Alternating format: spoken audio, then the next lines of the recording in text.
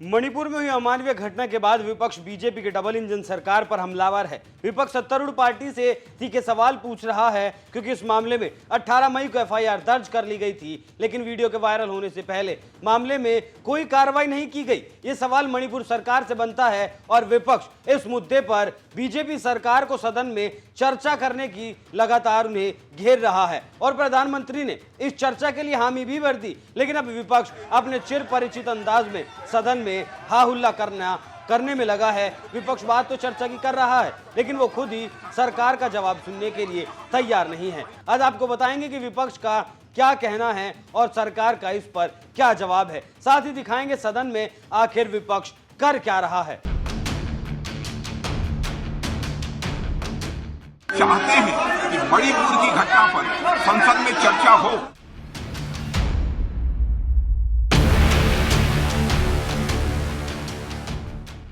नमस्कार, NMF news देख रहे हैं आप। मैं हूं आपके साथ अभिषेक पुंडीर। मणिपुर में जो हुआ उसने समूचे देश को शर्मसार करने का काम किया। मणिपुर में जो हुआ वो दिखाता है कि वहां का सरकारी तंत्र पूरी तरीके से ध्वस्त हो चुका है, क्योंकि घटना पुलिस स्टेशन से मात्र 2 किलोमीटर की दूरी पर घटी और पुलिस को खैर खबर तक नहीं लगी। 18 मई को एफआईआर दर्ज करवा दी गई, लेकिन पुलिस की हिम्मत नहीं हुई कि वो आरोपियों को गिरफ्तार कर सके। लेकिन 20 जुलाई तक मामले में कार्रवाई नहीं की गई, जब तक कि मणिपुर की उन महिलाओं की चीख वायरल होकर हर एक मोबाइल में नहीं पहुंच गई, हर एक देशवासी ने उन तस्वीरों को नहीं देख लिया, तब तक मणिपुर की सरकार नहीं जागी। केंद्र सरकार इस घटना पर विपक्ष के सवालों के जवाब देने के लिए तैयार है, लेकिन विपक्ष कुछ भी सुनने के लिए तैयार नहीं है। सुनिए विपक्ष का क्या कहना है। शुरू करते हैं कांग्रेस सांसद मनीष तिवारी के बयान से। काम रोको प्रस्ताव आप ला रहे हैं, जन मोशन नोटिस ला रहे हैं और सब चीज ला रहे हैं। पीयूष गोयल जो राज्यसभा में जो है सदन के नेता हैं, और प्रहलाद जोशी साहब जो इधर पार्लियामेंट्री अफेयर्स मिनिस्टर है लोकसभा में, वो कह रहे हैं कि रूल्स के तहत सारी डिस्कशन होगी, लेकिन विपक्ष रूल्स के तहत नहीं चाहता, वो डिस्ट्रप्शन चाहते हैं। तो वो मान क्यों नहीं लेते? हमने काम रोको प्रस्ताव दिया है 184 के तहत। काम रोको प्रस्ताव के तहत आज बहस करा दें। हमारी मांग क्या है कि प्रधानमंत्री जी अगर सदन के बाहर बोल सकते हैं तो सदन के भीतर बोलने में उनको क्या आपत्ति है? दोनों सदनों में अपना वक्तव्य दें और काम रोको प्रस्ताव के तहत उस पर चर्चा हो, ये हमारी मांग है। यहाँ आपको एक बार काम रोको प्रस्ताव के बारे में भी बता दूं। इस प्रस्ताव के तहत अगर कोई घटना अचानक घटित होती है तो सदन के कामकाज को रोककर उसी घटना पर विचार किया जाता है और उसका हल निकालने पर बात की जाती है। अब आप सुनिए आम आदमी पार्टी के राज्यसभा सांसद राघव चड्ढा को उनका क्या कहना है। देखिए, आज मैंने भी राज्यसभा के भीतर रूल 267 का नोटिस दिया है और उस नोटिस में ये कहा है कि आज की सदन की जो लिस्टेड कार्रवाई है, जो लिस्टेड बिजनेस है, उसे सस्पेंड किया जाए और आज गहन चर्चा हो मणिपुर के विषय पे।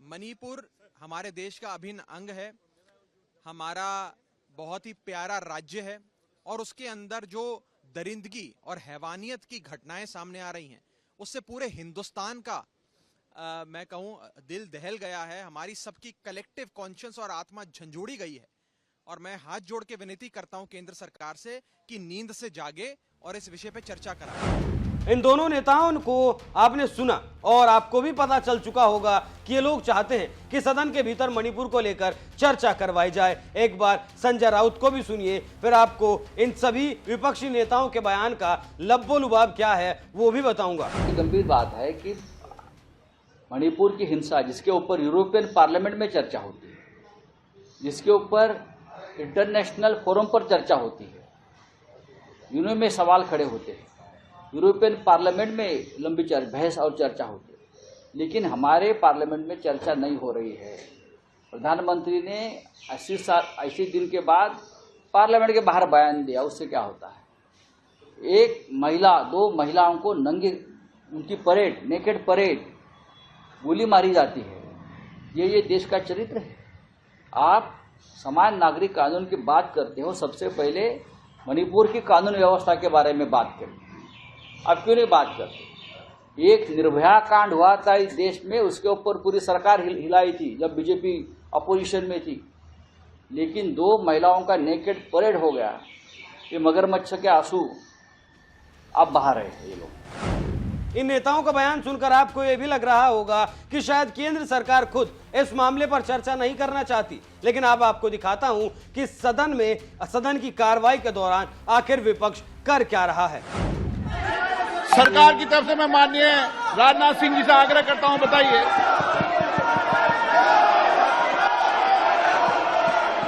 अध्यक्ष महोदय, मणिपुर की घटना निश्चित रूप से बहुत ही गंभीर है और इसकी गंभीरता को समझते हुए हमारे प्रधानमंत्री जी ने स्वयं ही इस बात को कहा है, मणिपुर में जो कुछ भी हुआ है उससे पूरा का पूरा राष्ट्र शर्मसार हुआ है और यहाँ तक कि मणिपुर की घटनाओं को लेकर कठोर से कठोर कार्रवाई किए जाने की बात हमारे प्रधानमंत्री जी ने कही है और हम चाहते हैं कि मणिपुर की घटना पर संसद में चर्चा हो।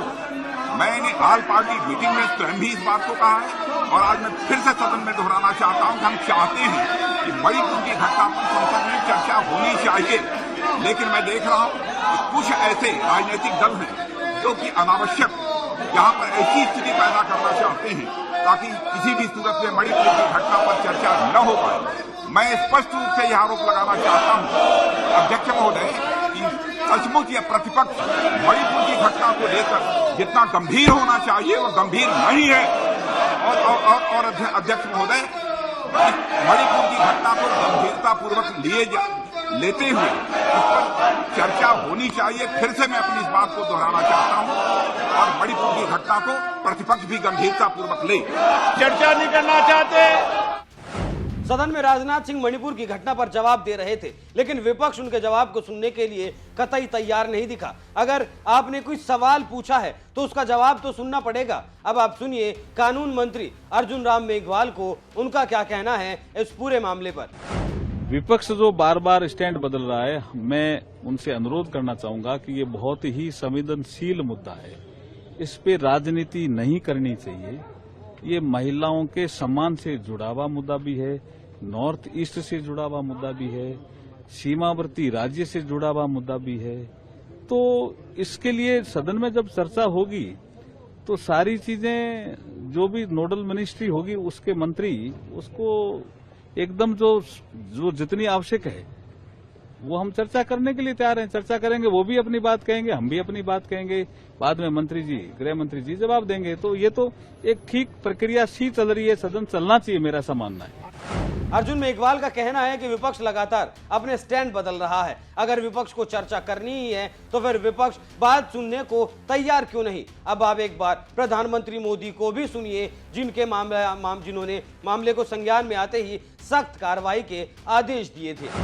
साथियों, आज जब मैं आपके बीच आया हूं, इस लोकतंत्र के मंदिर के पास खड़ा हूं, तब मेरा हृदय पीड़ा से भरा हुआ है, क्रोध से भरा हुआ है। मणिपुर की जो घटना सामने आई है, किसी भी सभ्य समाज के लिए यह शर्मसार करने वाली घटना है। पाप करने वाले, गुनाह करने वाले कितने हैं, कौन है, वो अपनी जगह पे है, लेकिन बेइज्जती पूरे देश की हो रही है। 140 करोड़ देशवासियों को शर्मसार होना पड़ रहा है। मैं सभी मुख्यमंत्रियों से आग्रह करता हूं कि वे अपने राज्य में कानून व्यवस्था को और मजबूत करें, खास करके हमारी माताओं बहनों की रक्षा के लिए कठोर से कठोर कदम उठाएं। घटना चाहे राजस्थान की हो, घटना चाहे छत्तीसगढ़ की हो, घटना चाहे मणिपुर की हो, इस देश में, हिंदुस्तान के किसी भी कोने में, किसी भी की राज्य सरकार में राजनीतिक वाद विवाद से ऊपर उठ करके कानून व्यवस्था का महात्मा, नारी का सम्मान, और मैं देशवासियों को विश्वास दिलाना चाहता हूं, किसी भी गुनहगार को बख्शा नहीं जाएगा। कानून अपनी पूरी शक्ति से, पूरी सख्ती से एक के बाद एक कदम उठाएगा।